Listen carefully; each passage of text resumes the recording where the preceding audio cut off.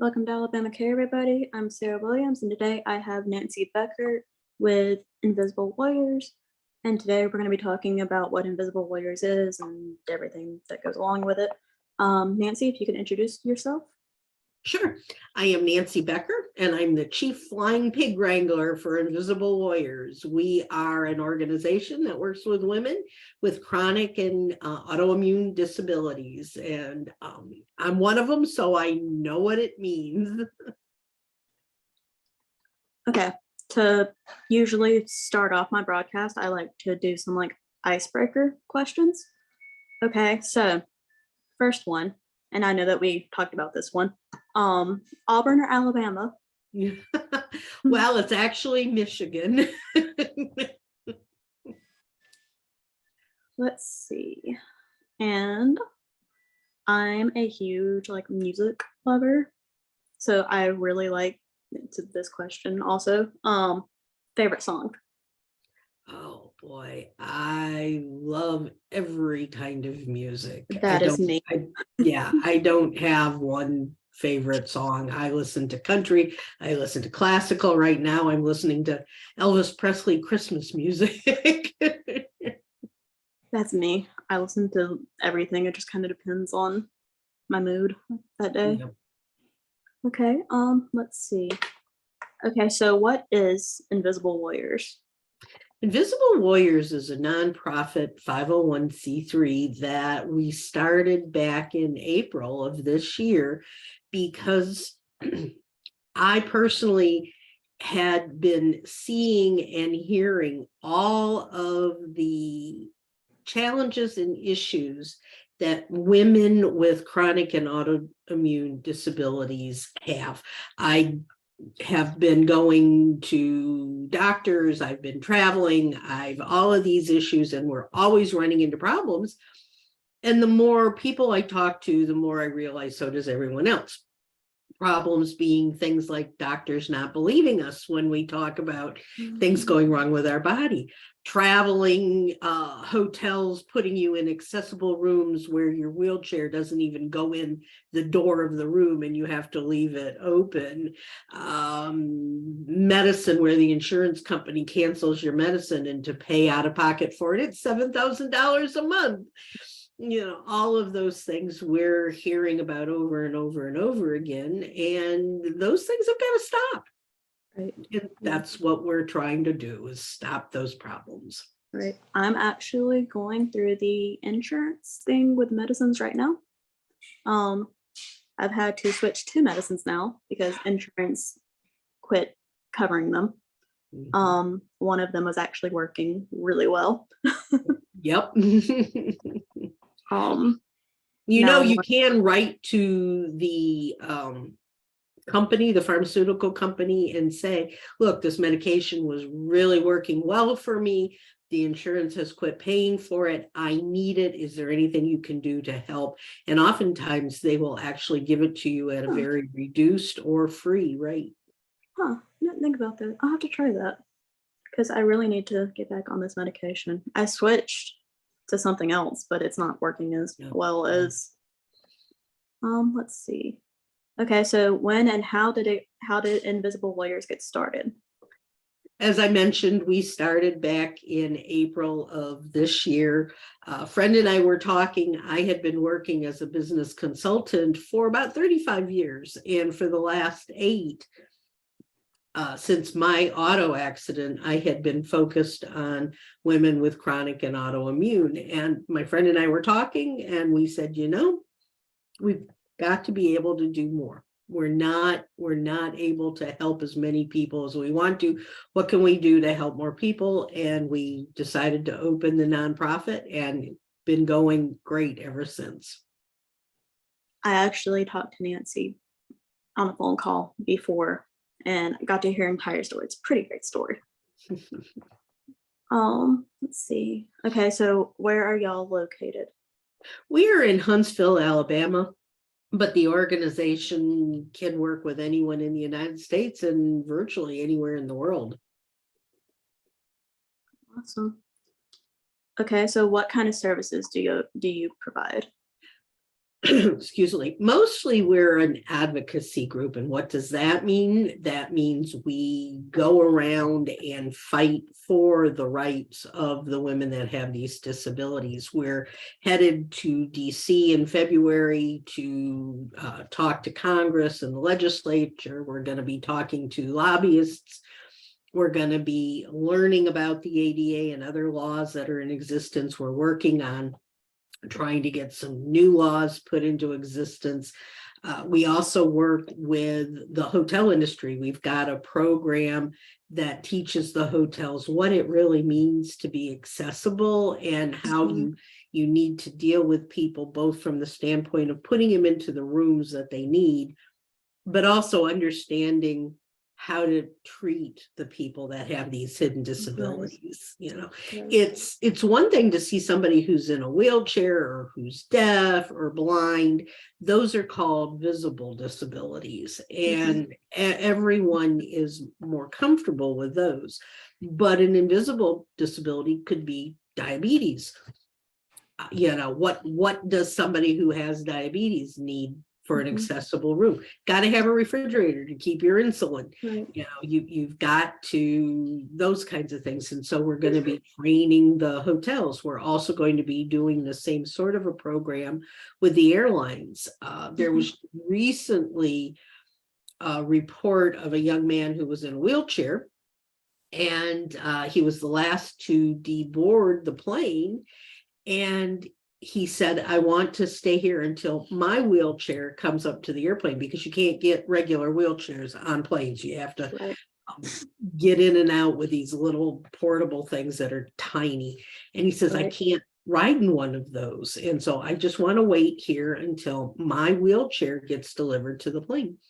They threatened to bring on air marshals with guns to get him. And that's not cool. No, not at all.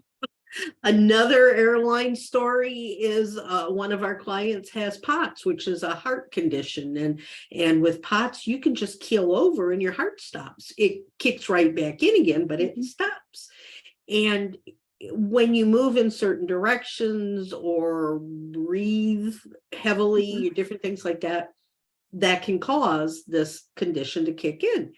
And one of the things she can't do is lift her arms over her head.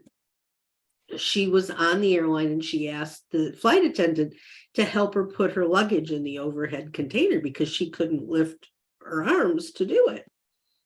Flight attendant said, I'm sorry if you pack too heavily. It's not my job to put the luggage into the overhead container. You got to do it yourself. Well, guess what, sweetheart? That actually is your job to help put the luggage into the overhead containers. So we're going to be starting a program where we, one airline at a time, just slow and steady, we're going to teach these airlines and the flight attendants and the airports what it means to have not only be accessible, but to understand that just because you don't see something wrong with someone does not mean that we don't have challenges and issues that we're dealing with. And you need to help us. Right. I actually have a friend who, he goes to all these different places to check out their accessibility. He does it like as a job. And the last, I want to say 2 trips that he has made, they have broken his wheelchair. And he's like, these are literally my legs. Like, what am I supposed to do? Yeah, they don't.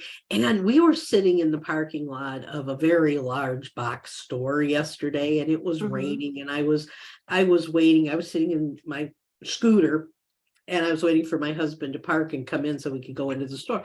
And I'm watching the people. And there were a couple of people in wheelchairs. There was a man walking with one of the wheeled walkers trying to get into the store.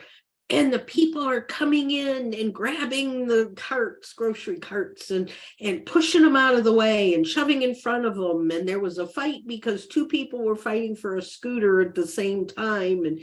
And I'm going, I just don't understand why we're so inconsiderate of each Right. other. And, it doesn't matter whether you have a disability or not. You're not in that much of a hurry that you can't take 2 minutes to let somebody walk in front of you Right. without running them over. Exactly. Right. Yeah. Let's see.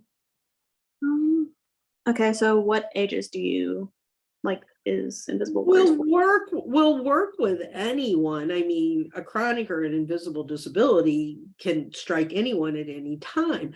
There's 133 million women in the United States right now that have at least one form of chronic or autoimmune disability. Our main focus is on the 30 to 60-year-olds. The largest number of new cases of these disabilities is in the range of 25 to 45. And so that's who we're really focused on. But anyone can use the services and, can benefit from us doing the advocating for them.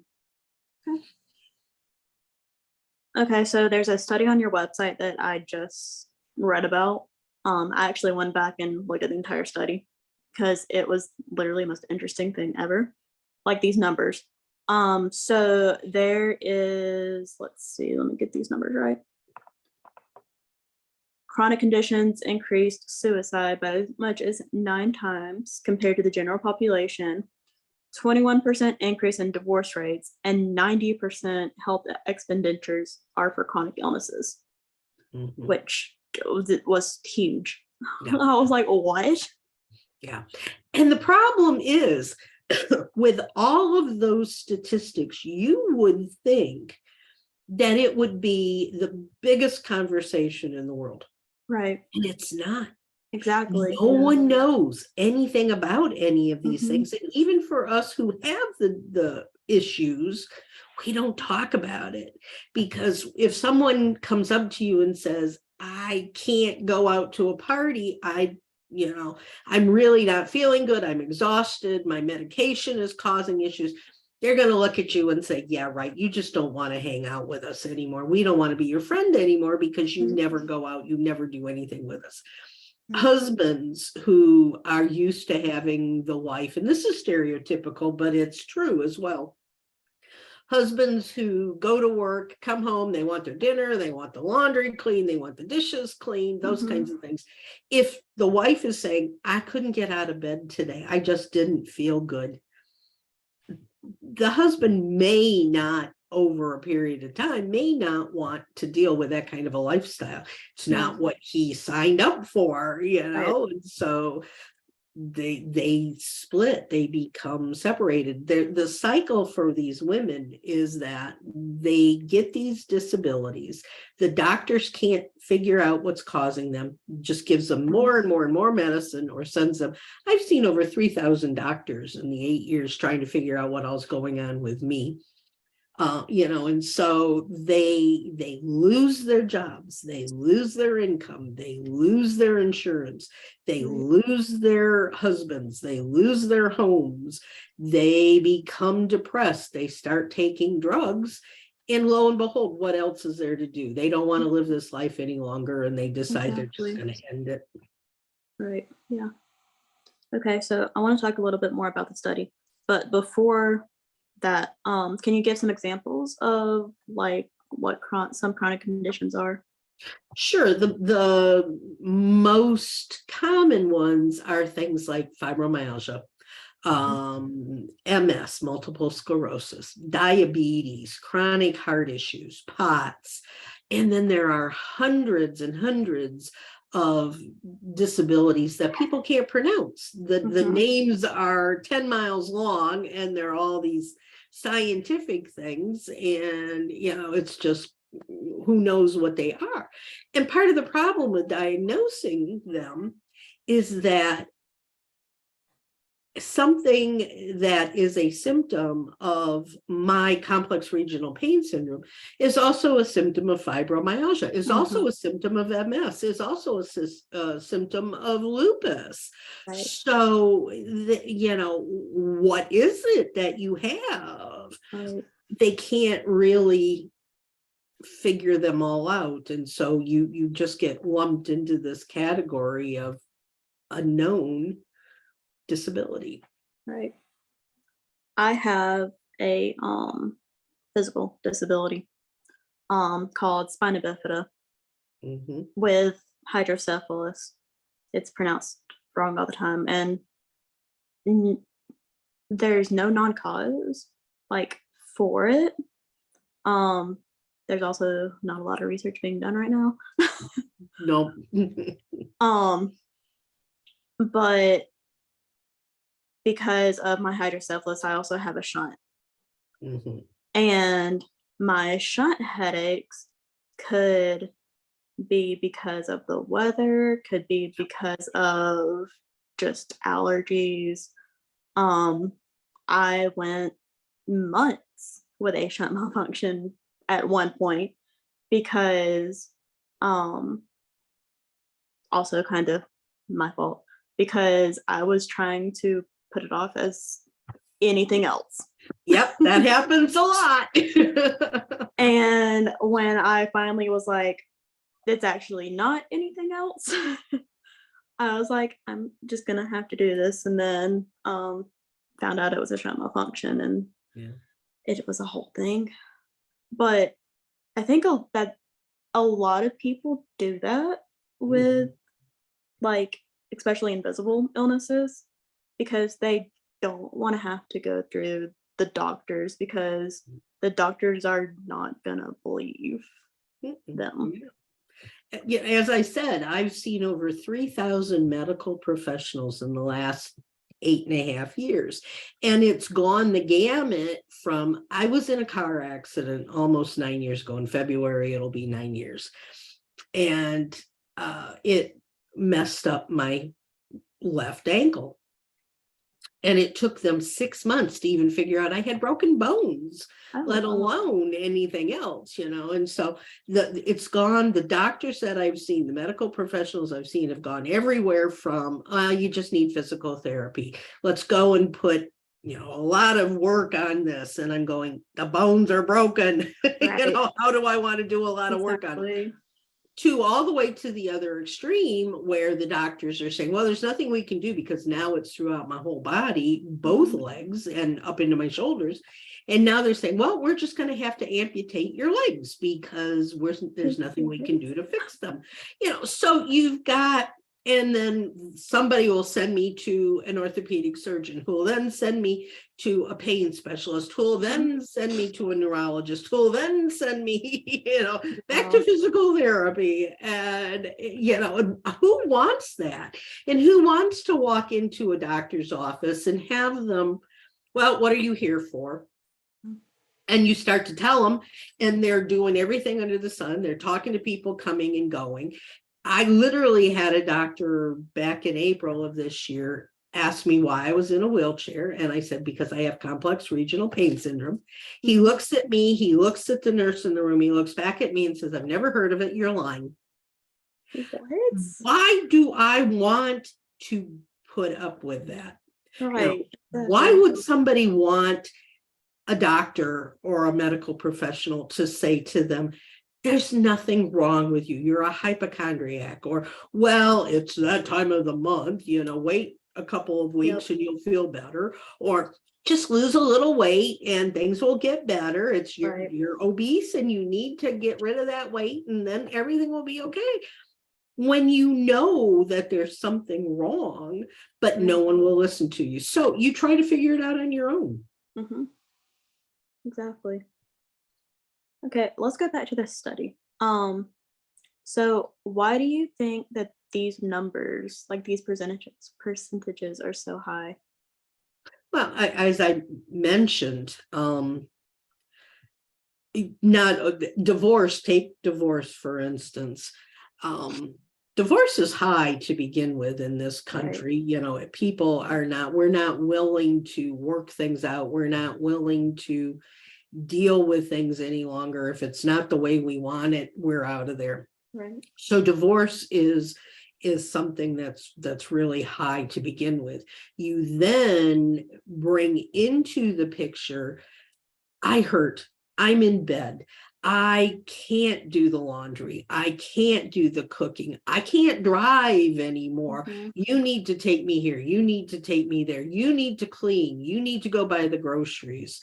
And you know, the spouse says, I can't do this, this isn't what I wanted, this isn't why I married you, you know, those kinds of things. Or me as the person maybe that's having the issue said, you're not helping me, you're not supporting me, you're not listening to me, you're going out, you're doing other things, you're out having an affair with someone else because you can't, you know, do things with me any longer. And so you add those challenges and those issues into the mix, and that just adds to the number of divorces. So that's why there's a 21% overage for people who have chronic illness.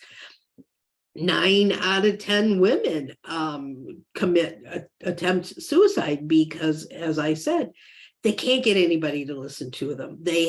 I went for the first year and a half after my accident, I lived on a daybed in the basement of my parents' house. We had moved in there to take care of my parents, and my husband and I, and it was a nice basement. It was a finished basement, but there was no bathroom, there was no kitchen. It was just a family room down there that we had turned into a semi-apartment.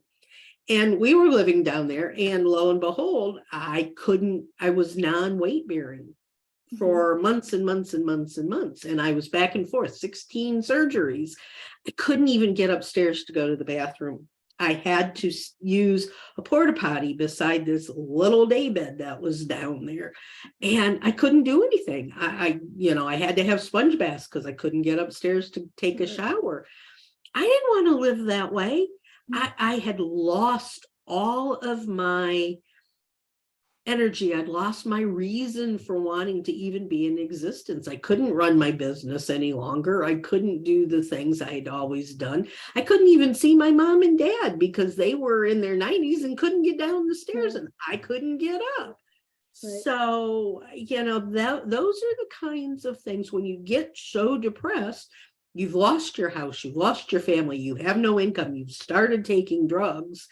What are you going to do? And these women, many of whom were at one point very high functioning women with, either entrepreneurs or business owners or heads of corporations who are no longer deemed worthy of really having a life any longer, they're not going to want to live with that. They're not going to want to be a part of that world. So they say, let me just make it all go away. Right. Yeah. And that's really sad. Yes, it is. It's terrible. And there's no one that'll listen to them. If they call, I tried to talk to a suicide prevention organization here in Huntsville a few weeks ago and said, I don't want my organization to be the one responsible for these women calling in saying, I'm going to kill myself. We need somebody who that's their dedicated business to do and know how to do it. And the woman walked away from me. She didn't want to have anything to do with it because we, again, don't look like there's anything wrong and we're wasting their time. Wow. That's awful. There was another question that I had. Okay, so we're going back to a question that you previously answered because I had questions. The age range that you most worked with was 30 to 60, correct? Why do you think that is? Is it because of that's the age that most people are married and it's the age that I feel I can do the most to help with. There are organizations out there for seniors, you've got AARP, you've got different organizations like that are out there fighting to support in the medical industry, in the pharmaceuticals, different things like that for the senior people. The younger people have juvenile diabetes organizations. They have a lot of the organizations that help kids of all different kinds. You've got Shriners, you've got different things like that. There's nothing really there for this middle age group. And as I said, the largest number of newly diagnosed women with these disabilities are in the 25 to 45 age range. And we work mostly with the women who are to the point where they need help, they need support. You talk to some women and they say, yeah, I've got this, but it's not bothering me. Until I have like 12 different disabilities, but up until my car accident, none of them really affected me all that much. I still had a life. I still could do things. I had learned to do things differently for some things, but I was still a whole person. Right. After the car accident, that all went away, and there was nothing there to support me. So if someone who's younger or if someone who's older needs our support and can't find it anywhere else, we're going to be there for them. But it's that middle group that really has nobody to turn to that we want to be there to support. Gotcha. Let's see. Do you have any specific resources you can provide for people living with chronic conditions? We are putting things up on our website all the time. Right now, we keep in mind we're only 7 months old, so we're still just a baby in all of this. But we've got listings of doctors who are specialists in various disabilities who understand and get and are willing to work with chronic illnesses.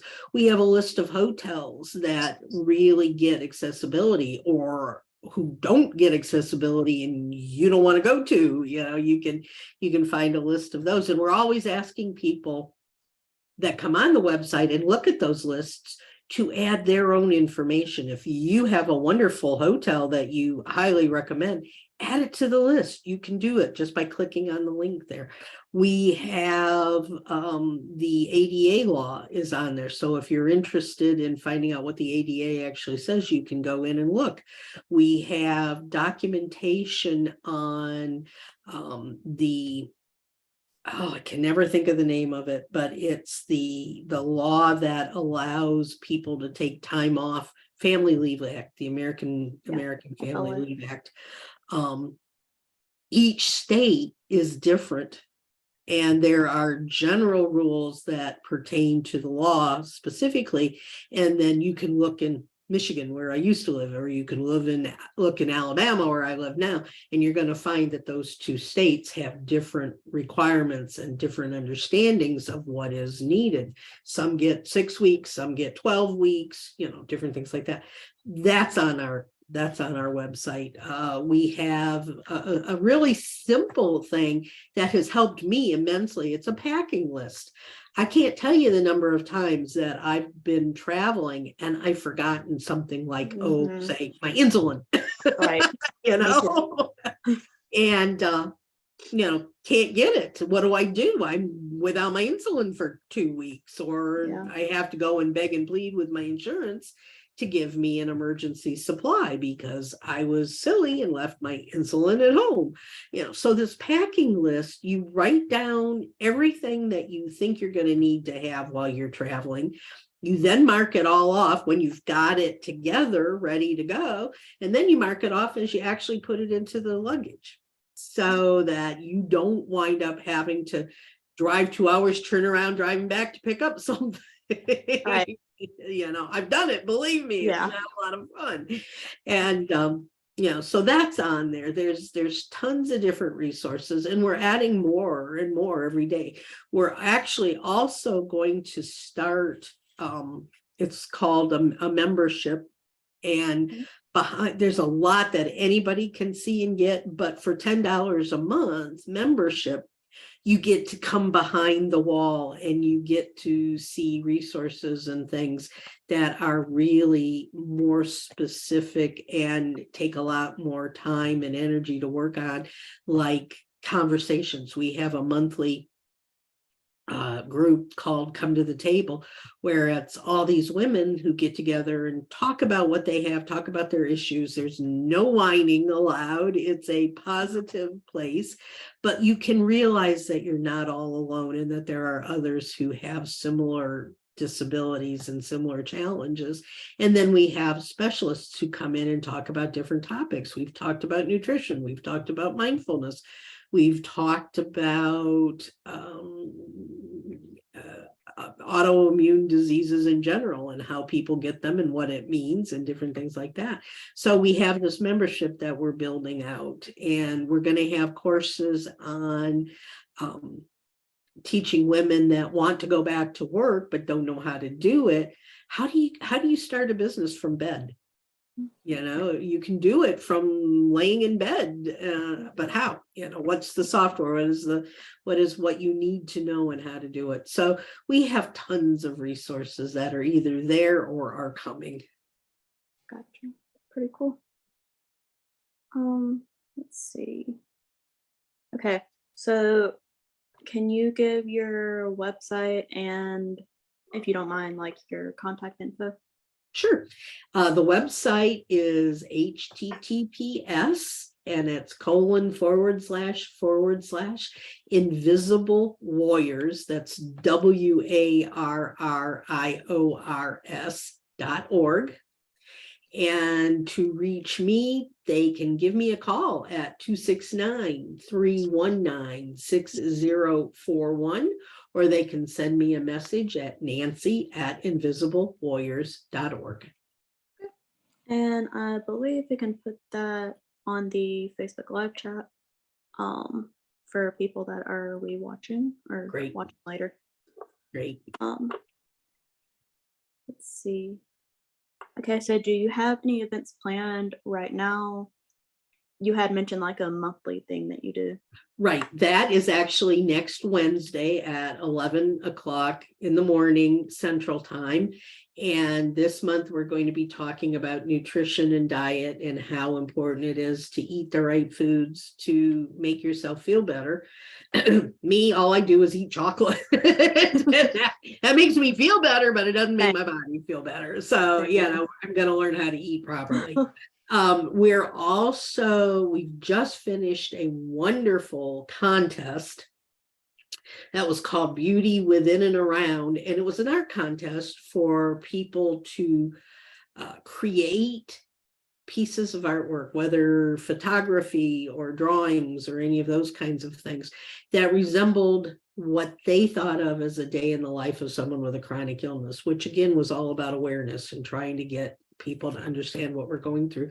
That just finished. We had a junior in a local high school win, which I was super excited about, that a local girl actually won it.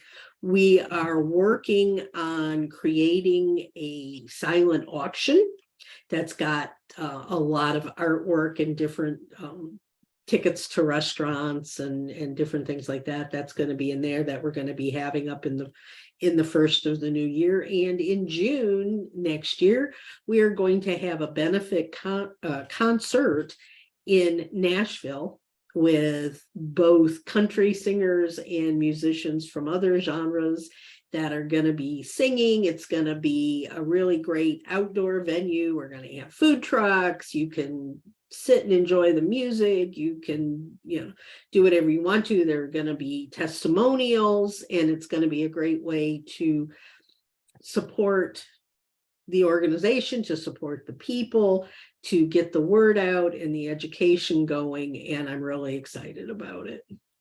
When did you say that was? June. I might be showing up to that. Yay, that would be great. I have family in Nashville. There you go. And I might have to make a trip because country music and music in general is my thing. Mine too. And it's really cool. I'll tell you, the sponsor, the signature musician, artist, is an older gentleman who's 92 years old. Oh, and wow. he was one of the founders of the Grand Ole Opry. And he created a song called Tripod, the Three-Legged Dog. And it's on my website if you want to go listen to it. It is so cool. It's about this dog that he's only got 3 legs, and he runs like the wind, and he jumps and he climbs trees and he does everything, and missing a leg is not going to slow him down. And guess what? If he can do it, so can we. Right. And he has, given us that as our theme song, and it gives me chills every time I listen to it, because it's not this incredibly wonderful piece of music that's going to win all the country music awards, but it's real and it's funny, and you sit and listen to it and you cannot but realize that it doesn't matter what's going on, that you still have the ability to do things. You still can get out there and have a thrilling, successful life.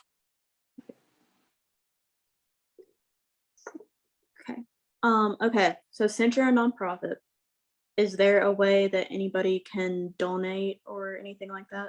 Absolutely. If you go to my website, you'll see the donation buttons all around, and that will take you to our donation website, which is called Give Butter. We take cash, we take credit cards, we take checks, and it'll all go directly through Give Butter and into the bank. And we appreciate every penny. Doesn't have to be a lot. $5 helps immensely, and we would be grateful for anything that anybody would want to, out of the goodness of their heart, want to contribute. Awesome. Okay, so do you have any advice for someone living with a chronic condition? Number one, know that you're not alone. Know that there are a lot of us out there that are going through our own challenges, our own issues. It's like I didn't want to get out of bed this morning. I was hurting, but I said, hey, got to do this. And sometimes you've just got to do some things, whether you want to or not. Other times, if there's nothing important on your schedule, take a day off, relax. But know that there are others out there that believe in you, that are there to listen to you, support you, and that can help you create the life that you want. It may look different than it used to, but you can still have a good life. Right. I recently moved out of my own. And at the apartments that I live in, there was a football game, and we had like a party for it. I haven't been able to go to any of the events that they've had since I moved in. So I was like, I'm gonna go to this, just meet people. There was gonna be food. That's a good. That's free food is always a good thing. So I went to it and I stayed, and it was a football game. So hours. I pretty much stayed the entire time. The next day I was like, I'm taking a mental health day. Yep. I'm done peopling. Sometimes it just takes a lot out of you, and that's okay. It's okay for you to take that day. Right. It's perfectly fine for you to do a self-care day. That other piece of advice is that if you can plan those downtimes in, right Mhm. now with the holiday, especially, I just this morning wrote a newsletter on what are some of the things that you can do during the holidays to keep up with your life and with the disabilities and everything. Mhm. And that's plan ahead and only do what you think you can do. If you do too much, take some time off to rejuvenate. Right. Yeah. Okay. Okay. Has there been anything that has helped you specifically that you would like to share, whether it be like mental health wise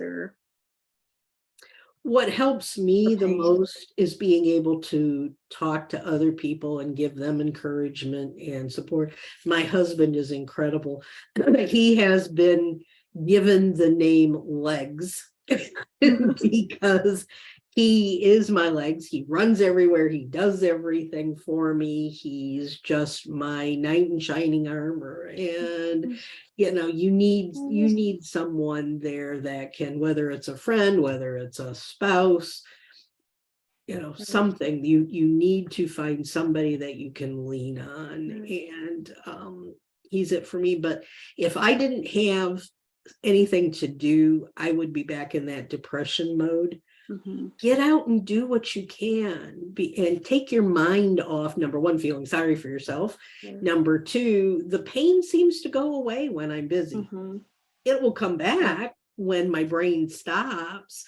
But if I can spend at least part of the day thinking about something else, I feel better, at least for that time. Yeah, that's how I am. I do these things called diamond paintings. Hmm. Not only does it help with like the pain aspect of it, but it also helps a lot with my anxiety. Um, so I just like I didn't think I would like it as much because my attention span is awful. What's it called? Diamond painting. Okay. Um, Never heard of it. Have to I look into hadn't it. I hadn't either, and then one of my friends was doing something, and I saw it, and I was like, I'm just gonna see what this is. So I clicked on it, and and I'm really into horses, and Mm. I saw a horse one, and I was like, I need it. So I bought it, and I didn't think I was going to like it as much as I did. Um,